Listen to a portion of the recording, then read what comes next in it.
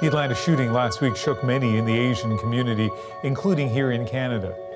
The Atlanta shooting has instilled a fear in me. The fear for my safety outside of my home. I really didn't go out for 5 days. We feel pain and anger. 6 Asian lives were lost for us to recognize racism against Asians. We sent out an invitation on social media to hear from Asian Canadians and their experiences with racism during the pandemic. The response was overwhelming. My experience with racism, it's always been subtle and always been small, but enough to really make me wonder, do I belong here? It's really casual, ways in which people ignore you or walk in big circles around you at the grocery store as far as possible. A woman approached me and started berating me, asking me if I speak English, told me that I should go back home to China. A friend of mine was answering a question in Zoom class. The other student shouted out to him, "Shut up, coronavirus." So just to let you know that we are not virus, we are human, just like all of us.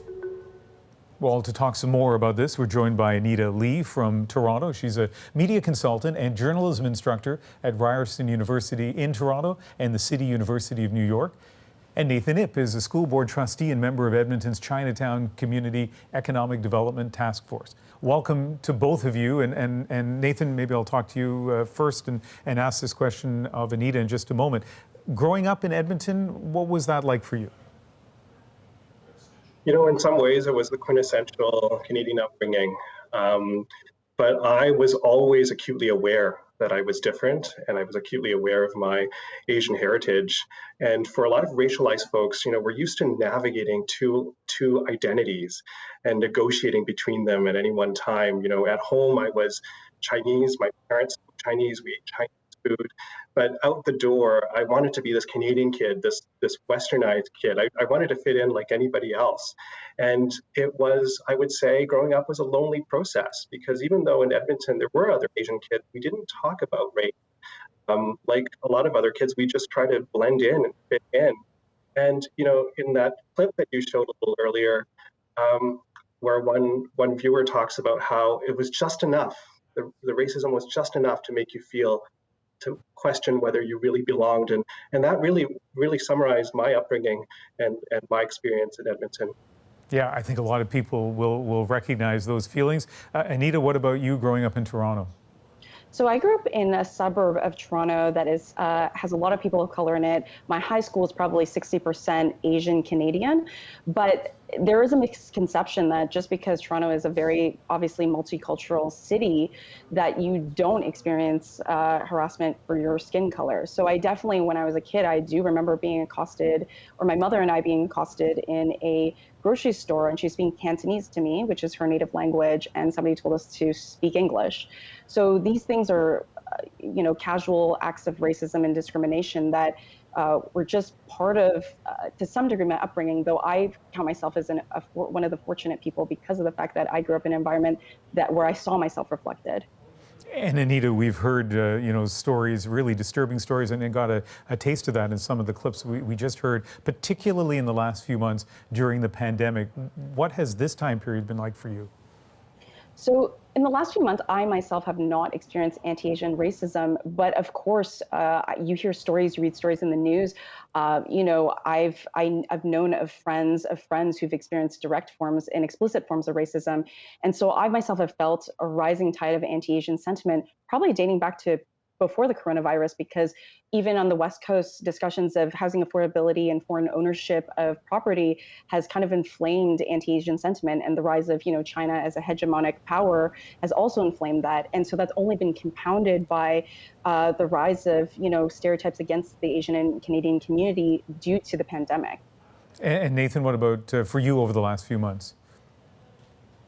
You know, personally, I have not experienced any acute forms of racism, but I'm very involved in the Chinese community, and I have to say that the community here is on edge, particularly among the senior community. When I talk to seniors, they're afraid for their safety when they go out. Oftentimes, they avoid going out. Some of them have reported being spat at or called names, or just general aggression, and I think that really is reflective of kind of the rising anti-Asian sentiment that we're seeing across the country. And at the same time, and I know this is a stereotype, but there is this stereotype of Asian Canadians being quiet and well-mannered and, you know, not wanting to complain. In fact, one of the people who responded to our social media call-out talked about this. Let's listen to her. Asian Canadians today in 2021 need to realize that their parents, grandparents, forebears felt and believed that they had to swallow silently the pain of racial prejudice to put down roots in this country for their families. Nathan, does that sound familiar to you? You know, that really hit a nerve because I have heard countless stories like that. I remember talking to Mr. G at one of the Chinatown banquets during Chinese New Year, and he was telling me how, as a teenager, he came to Edmonton in the 1950s to work in a restaurant, and he would be subjected almost on a daily basis to racial slurs and casual forms of racism. And for him, he just accepted it as kind of how things had to be in order to integrate into Canada and a better life for his family. And so it makes me really sad to hear that, because it very much is true. And I've heard stories like that from my father as well, that in order to be accepted, you almost have to let it roll off your back and ignore it. But it's changing now, right? People are speaking out, and certainly that's part of why we're talking to both of you this evening. Anita, you work in the United States as well as Canada. We've seen a lot of coverage of the anti-Asian racism in the United States. In what ways is that different here, do you think? I think the ways in which it's different is the framework by which we talk about race in this country versus the US. So this is a broader issue. And so in the United States, there's just a comfort with talking about race in a public way. And this is only something that we've come to be comfortable with as Canadians in the last 2 years or so, dating back to really around the time that our Prime Minister Justin Trudeau was wearing brownface and blackface. So there is just much more public discourse and an ease with which they talk about race in the United States. The other distinction is the fact that the model minority stereotype of Asians being very, passive and polite and socioeconomically more advantaged than other racialized groups is very much rooted in the history of the United States. And it's actually been something that has been it's been imported to Canada without a critical lens, because it actually doesn't really speak or connect to the history of race in our country in particular. Well, it's really good, as I said, that we're talking about this, and we appreciate you, both of you, willing to discuss an issue that I'm sure you'd rather not discuss, or at least certain parts of that. So Anita and Nathan, thank you very much. Thank you.